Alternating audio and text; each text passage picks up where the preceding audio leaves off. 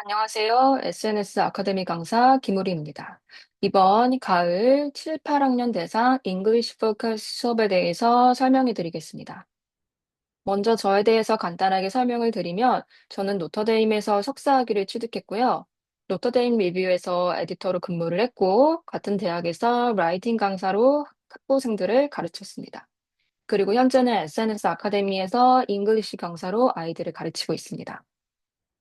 이번 수업은 지난 여름 진행한 주니어 리딩 앤 라이팅 브리징 수업의 연장선입니다. 즉, 구조는 동일하게 간다는 뜻입니다.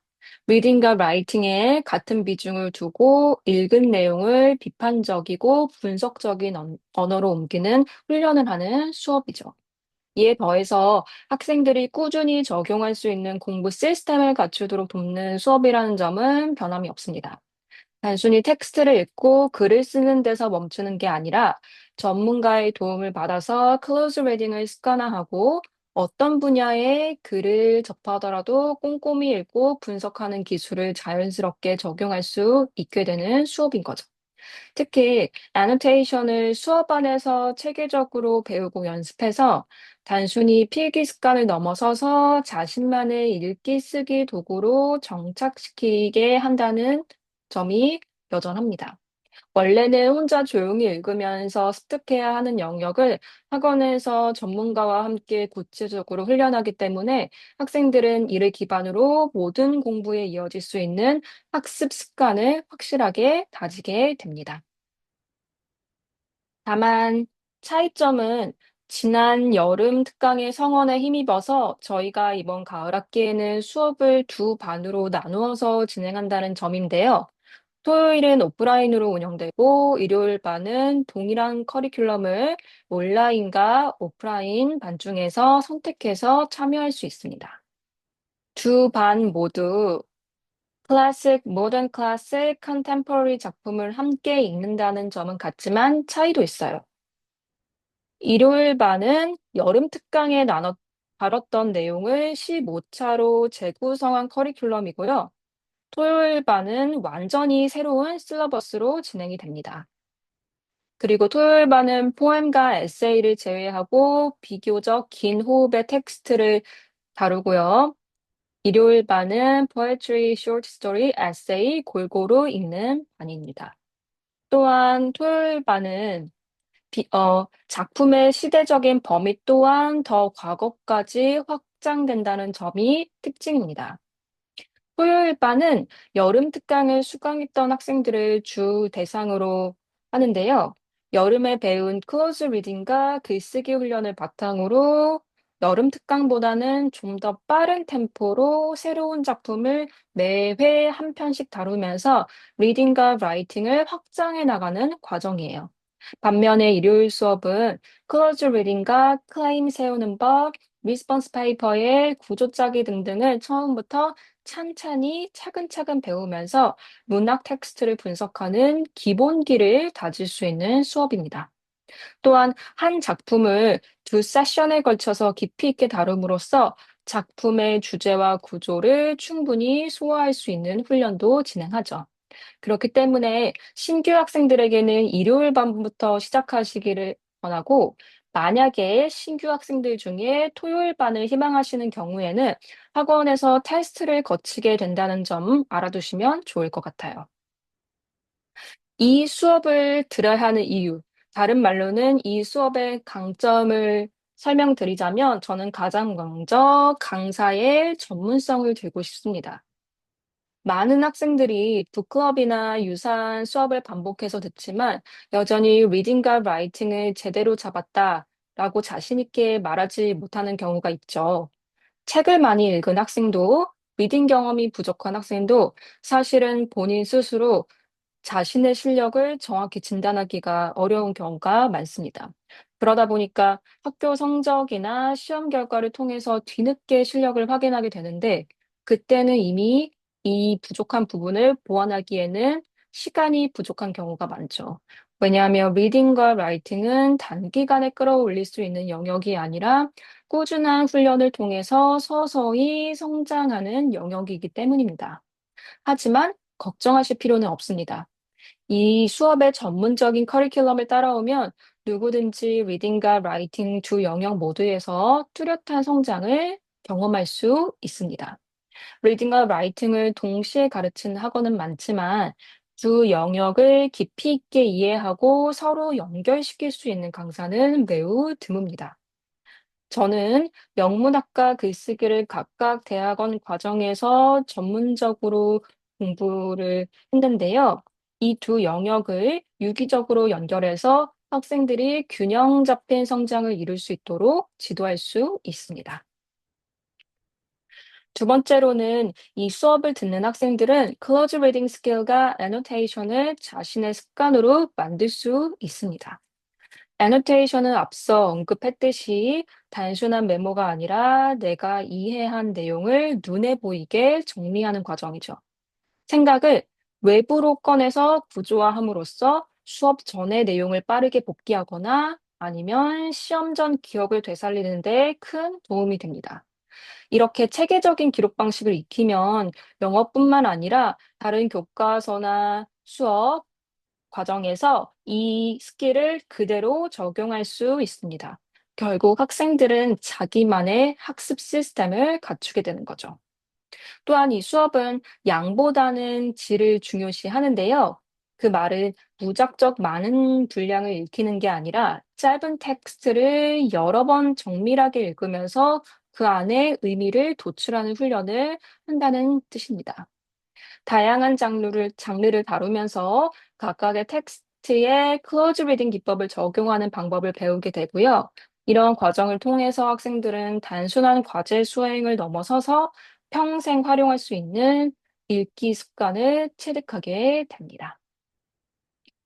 앞서 언급했듯이 이 수업은 리딩, 라이팅을 따로 가르치지 않아요.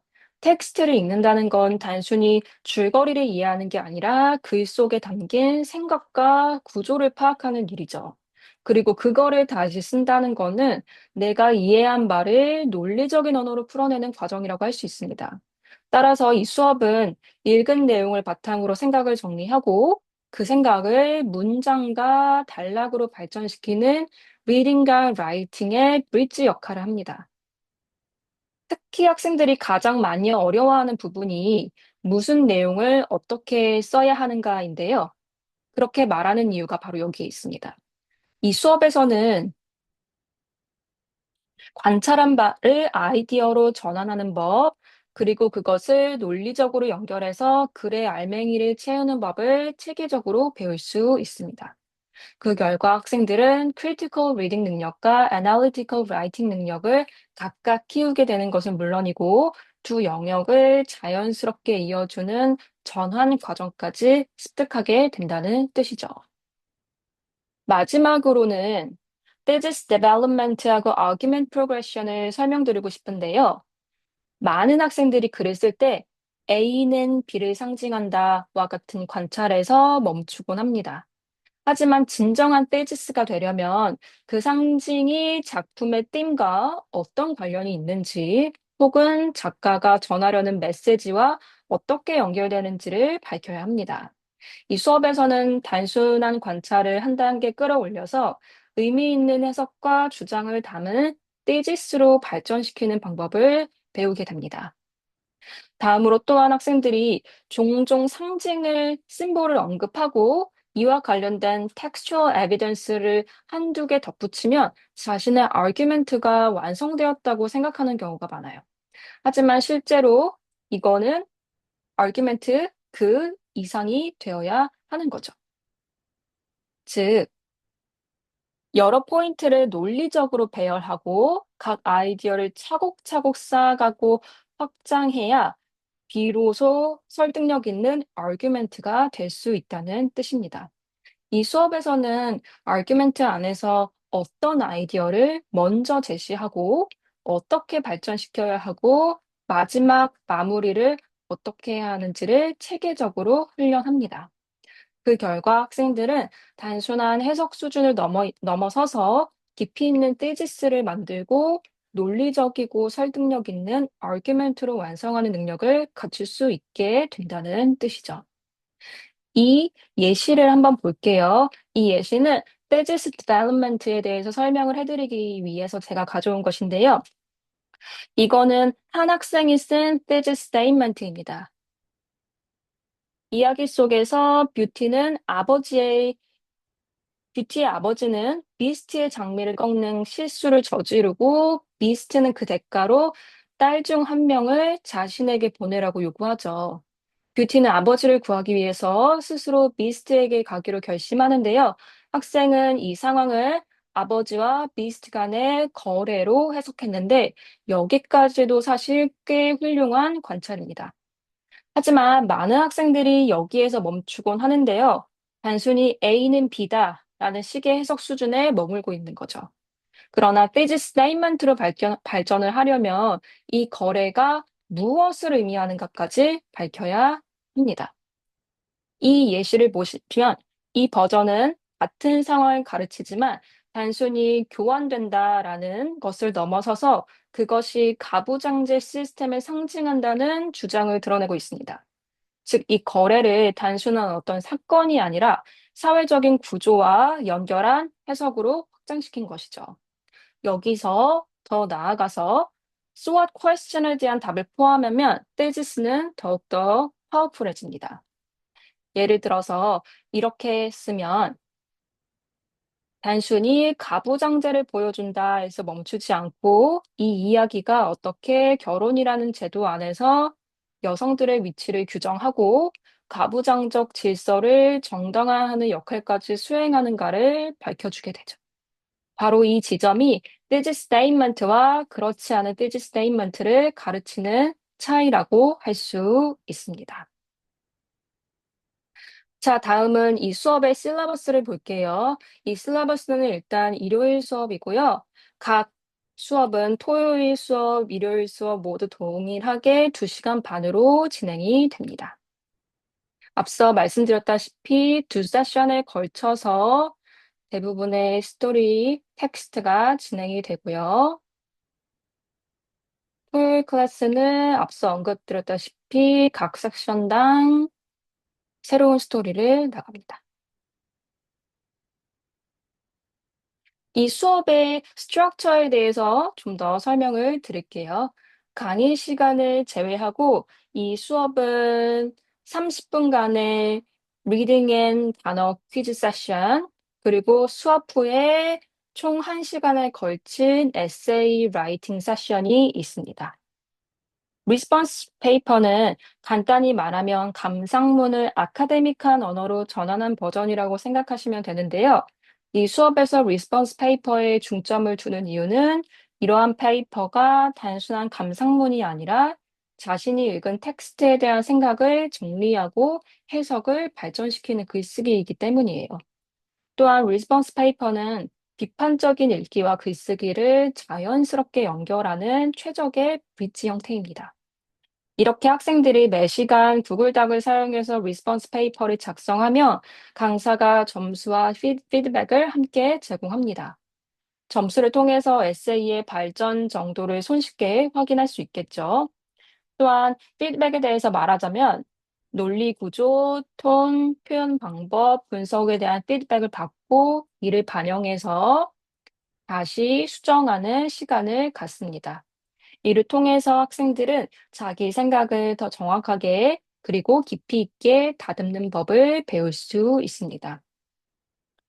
앞서 말씀드렸다시피 단계적인 스텝을 통해서 리딩과 라이팅으로 가는 법을 배우지만 그렇다고 해서 학생들이 수업의 후반부에 가서야 리스폰스 페이퍼를 쓰는 건 아니고 학생들은 첫 수업부터 계속해서 리스폰스 페이퍼를 작성하고 거기에 대한 피드백을 받아서 고치는 훈련을 계속할 거예요. 그래서 수업이 진행됨에 따라서 학생들의 리딩과 라이팅 스킬이 어느 정도 학생들이 습득했느냐가 서서히 라이팅에 드러날 것입니다. 즉, 첫 수업의 리스폰스 페이퍼부터 마지막 페이퍼까지 보신다면 학생들의 실력이 발전하는 것을 직접 눈으로 확인하실 수 있습니다. 자, 마지막으로 이 수업을 들었을 때 학생들이 얻어갈 수 있는 점에 대해서 설명을 드리자면, 저는 가장 먼저 close reading과 annotation을 평생의 습관으로 가져갈 수 있다는 점을 들고 싶습니다. 즉, 단순히 텍스트를 훑는 게 아니라 세부 사항을 놓치지 않고 읽어내는 습관을 기르게 되는 거죠. 또한 자기의 생각을 기록하고 정리하는 애노테이션 방식을 체득함으로써 읽은 내용을 오래 기억하고 다시 활용할 수 있는 개인적인 도구를 갖추게 되는 의미입니다. 이는 잉글리시뿐만 아니라 다른 읽기에서도 적용할 수 있는 유용한 능력이 되겠죠. 두 번째로는 학생들이 아카데믹 랭귀지를 체득할 수 있다는 점인데요. 수업 속 디스커션에 참여하고 자신의 아이디어를 발전시키고 라이팅에서 이를 다시 한번 전개하는 과정에서 일상적인 언어가 아닌 학문적인 분석과 글쓰기에 꼭 필요한 표현과 어휘를 집중적으로 배울 수 있습니다. 학생들은 논리적인 연결어나 분석적인 용어 아니면은 좀 더 정교한 문장 구조를 연습하면서 학교 과제나 시험에서 요구되는 아카데믹 라지스터를 자연스럽게 구사할 수 있게 됩니다. 세 번째로는 다양한 장르에서 딥 리딩을 할 수 있다는 건데요. 소설이나 시나 에세이나 문학, 전반적인 문학, 텍스트까지 다양한 장르를 접하면서 텍스트마다 다른 독해 방식을 적용하는 방법을 배울 수 있습니다. 학생들은 단순한 줄거리 이해에 머무르지 않고 언어적인 선택과 구조가 어떻게 의미를 만들어내는지를 탐구할 수 있고요. 이를 통해서 새로운 유형의 글을 만났을 때도 당황하지 않고 자신 있게 분석할 수 있는 독해력을 확보할 수 있습니다. 마지막으로는 thesis building과 argument construction을 들 수 있는데요. 이 수업에서는 단순한 아이디어에서 출발해서 이를 논리적 주제로 확장하는 과정을 훈련합니다. 학생들은 에비던스를 선택하고 배열하는 방법, 아이디어를 연결하는 방식, 그리고 글 전체를 이끄는 중심 논지를 세우는 법을 배우게 됩니다. 결과적으로 단순한 감상 수준의 글을 넘어서 체계적이고 설득력 있는 에세이를 쓸 수 있는 능력을 얻게 되는 것이죠. 자, 여기까지가 7, 8학년 English Focus 수업 설명이었습니다. 리딩과 라이팅만큼 안 배우기에는 불안하고 배우더라도 실력이 늘었다라고 말하기 어려운 분야가 또 없죠. 그래서 많은 학생들이 한두 번쯤은 관련 수업을 들어봤을 테고 앞으로도 계속 들어야 하나 고민하실 텐데요. 그러나 현실적으로 이런 건 불가능하죠. 학년이 올라가면 그 학년에 맞는 수업과 시험 준비에 포커스를 둬야 하기 때문입니다. 하지만 이 수업을 지금 시기에 듣는다면 북클럽 같은 반복적인 수업은 더 이상 필요하지 않고요. 이 과정을 통해서 하이스쿨에서 요구되는 리딩과 라이팅의 초석을 확실히 다지고 갈 수 있습니다. 따라서 이번 수업은 단순한 선택지가 아니라 학생들이 하이스쿨 과정을 자신 있게 맞이하기 위한 가장 확실한 준비라고 말씀드릴 수 있습니다. 설명 들어주셔서 감사하고 질문이 있으시다면 학원으로 언제든지 문의 주시기 바랍니다. 지금까지 SNS 아카데미 김우리였습니다. 감사합니다.